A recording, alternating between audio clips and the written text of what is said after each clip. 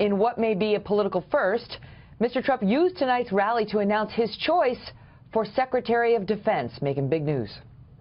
We are going to appoint MADDOG Mattis as our Secretary of Defense.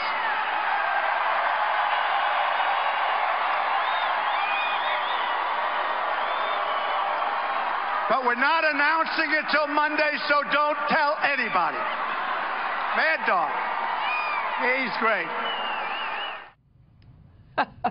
Joining me now, retired four-star General Jack Keane, chairman of the Institute for the Study of War. He recommended General Mattis for the job. General Keane, great to see you. So the crowd went wild. They loved MADDOG Mattis. I think many people don't really have an understanding of who General Mattis is. Tell us why you supported him and what the bottom line is that people need to know about him. Well, he's certainly an accomplished four-star General Marine Corps. Battle-earned stripes in Iraq and Afghanistan, commanded Central Command, so our audience would understand, that oversees the most volatile and dangerous neighborhood in the world, and that is the Middle East, South Asia, and also our friends, the Iranians. And so he has huge experience in dealing with heads of state in those countries, foreign ministers and defense ministers, and obviously military counterparts. This is a proven professional. He's very capable. And I think what's also happening here, Megan, is President-elect Trump wants to break from the past, where we had a president that not embraced the wars we were fighting and tried to get out of them. President-elect Trump wants to win them. If you're going to be involved in a war, I don't think he wants to be involved in war, but when we are, he wants to win. And so, as you see it, if Secretary Mattis gets confirmed, right, what will he do when it comes to the war against ISIS that we didn't see under the Obama administration?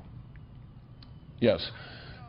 First and foremost, he's going to help rebuild the military, and that's essential because we've got to restore the superiority that we truly have over all of our adversaries, which has been eroding recently. When it comes to ISIS, I think what he will insist on doing is giving the commander-in-chief, within a reasonable amount of time, 30, 45 days at most, a comprehensive plan to defeat ISIS, not just in Iraq and Syria, but ISIS is spread to 35 other countries.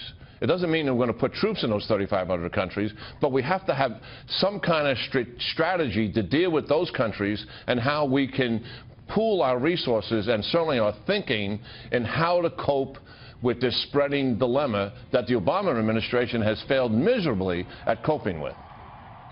Do you think we have a president coming in now, a commander-in-chief coming in now, who's actually going to listen to his generals, something you've been very critical of President Obama for not doing? Oh, absolutely. There's no doubt in my mind about that. And I think, I think there's a certain appeal that he has with military leaders who, by and large, I mean, we're all a little different, but there is a culture there of straight talk, being very direct with people. There's no BS involved. We're sort of apolitical as much as we possibly can. I think he's attracted to that.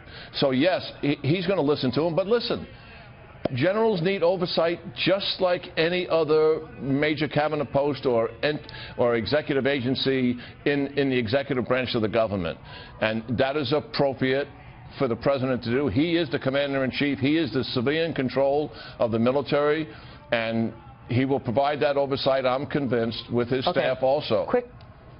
Quick last question before I let you go on the straight talk front. General Mattis, he's gotten in trouble for saying that it's fun to shoot people, some people, that he likes brawling during a 2005 panel discussion in San Diego. Is that going to be a problem for him? And what about this prohibition that if you've been active duty, you have to wait 7 years before becoming Secretary of Defense? Do you see either of those as a problem for him in getting confirmed? No, I don't, Megan. The rules on that. I don't. The waiver's been done before for George Marshall, certainly our most esteemed general, probably from World War II.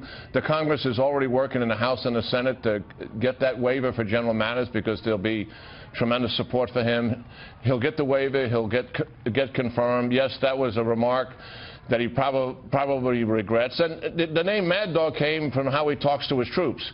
But Mattis is also contemplative, studious, thoughtful, closet intellectual, cerebral, and that's the other side of Jim Mattis. He's a great leader, and I think our country will come to appreciate him and have tremendous regard for him.